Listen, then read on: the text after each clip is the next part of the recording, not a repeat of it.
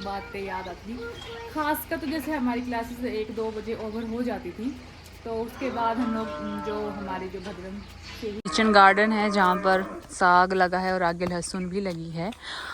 जब मेरी मम्मी हुआ करते थे तब भी मैं और मम्मी इस बाड़ी में कहूँ या किचन गार्डन कहूँ यहाँ पर साग लगाते थे। ये देखो जो लहसुन लगी है, यहाँ पर लहसुन लगाते थे, साग।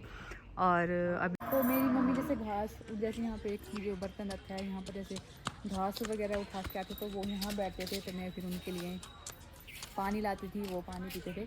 और हम यहाँ पर अपनी गाय को बांधा करते थे, मतलब मम्मी बांधते थे यहाँ पर, हमारी गाय हुआ करती थी। तो फिर शाम के दूध निकालने की इसकी रूटीन रखी हुई थी मेरी मम्मी ने। आपने काटा चिमिया को? सॉरी, दिखा कहाँ काटा? बड़ा गंदा है। क्यों काटा दीदी को? नाश्ता करो। ये है पानी का साग और ये है गोभी। ये जो पानी का साग है वो पानी वाली जगह में लगता है, इसलिए इसको पानी वाला साग बोलते हैं। रुक जा भाई लड़के, वेट करो। तो वो नहीं अब मुझे शूट करने दे रहा है सॉरी। ये पानी के साथ टेस्टी होता है, लेकिन इससे थोड़ी सी स्मेल आती है, लेकिन अच्छा होता है खाने में ये।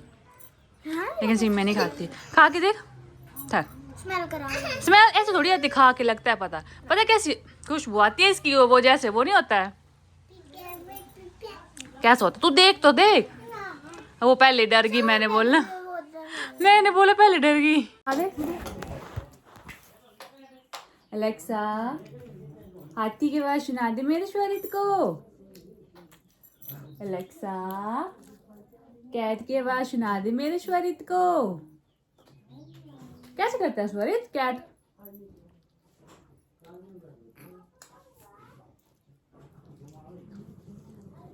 साग तो बड़ा टेस्टी है हमारा। बहुत टेस्टी है। मेरा साग टेस्टी बनाया है, पानी वाला। मम्मा यस। क्या है ये सरित? घास का है, घास का है। ये ऐसे मेरे को दे दो, ये हैंडू वाला। हैंडू कट जाता है इससे, आपकी फिंगर कट जाएगी बेटा। मम्मा को दे दो, थैंक यू। मम्मा को दे दो बेटा, थैंक यू। दे दो, दे दे दे दे दे। नहीं देगा। यहाँ पर इतनी सारी उन्होंने गोबर इकट्ठा करके रखा है, फिर जब बाद में खेत में डालने का टाइम आएगा तो यहीं से उठा लेके जाएंगे। तो ये हर बार ऐसे ही करते हैं। जैसे ये यहाँ पर बना के रखा है सारा गोबर, इसके ऊपर ये क्या गिराया है, कुछ डडूंज से गिराया है कि अम्मन है पता नहीं। तो ये फिर जब खेत खाली होंगे तो उसको डालने के लिए यहीं से उठा के ले जाएंगे। तब तक ये सड़ भी जाएगा, और सड़ा हुआ गोबर जो होता है वो काफ़ी अच्छा रहता है खेतों में डालने के लिए। लेकिन शायद इसकी वजह से ये जो पेड़ है अमरूद का, शायद वो नीचे से सड़ भी सकता है, ज़्यादा गोबर की वजह से कच्ची हो जाती है। मैंने सुना है जब ज़्यादा गोबर लग जाए पेड़ों को तो शायद ख़राब भी हो सकते हैं। तो ये एक इनका साइड इफ़ेक्ट हो सकता है शायद, बट इतना ज़्यादा मुझे पता नहीं है, पर शायद हो सकता है ऐसा। और तो कुछ नहीं होने वाला इनको। तो ये सारा गोबर जो गाय का इन्होंने यहाँ रखा है, थोड़ा थोड़ा वहाँ पे रखा है। तो फिर साथ में जब खेत खाली होंगे तो उठाएंगे। कांटे हैं बेटा, यहाँ पे कांटे हैं। सुनो आजा, चलो चलो।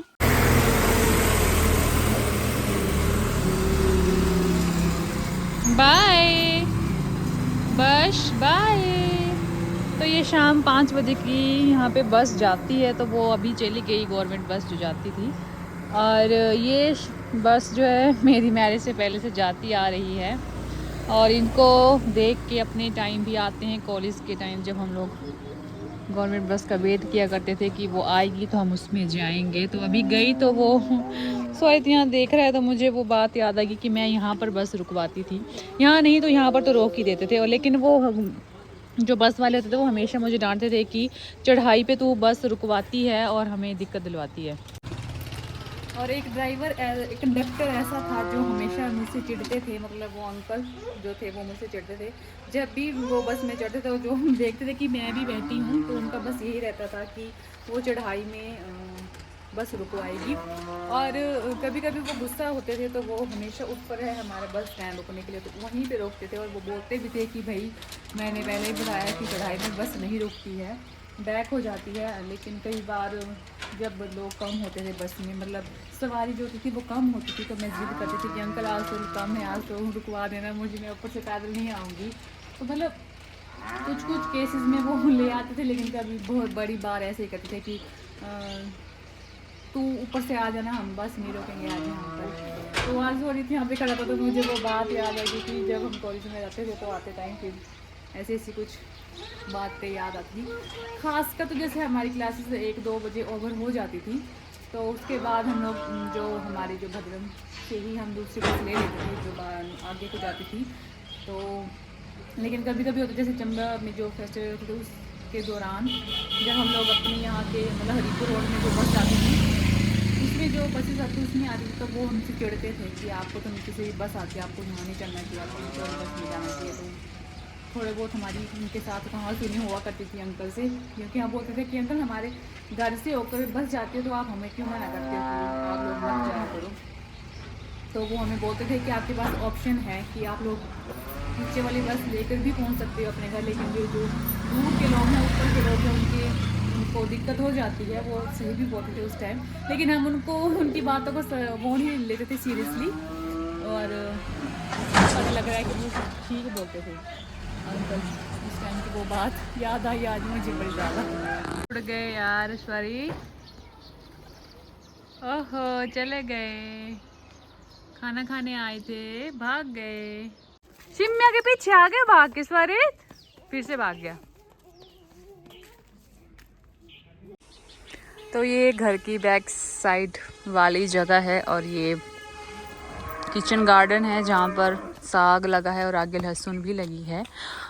जब मेरी मम्मी हुआ करते थे तब भी मैं और मम्मी इस बाड़ी में कहूँ या किचन गार्डन कहूँ यहाँ पर साग लगाते थे। ये देखो जो लहसुन लगी है, यहाँ पर लहसुन लगाते थे, साग।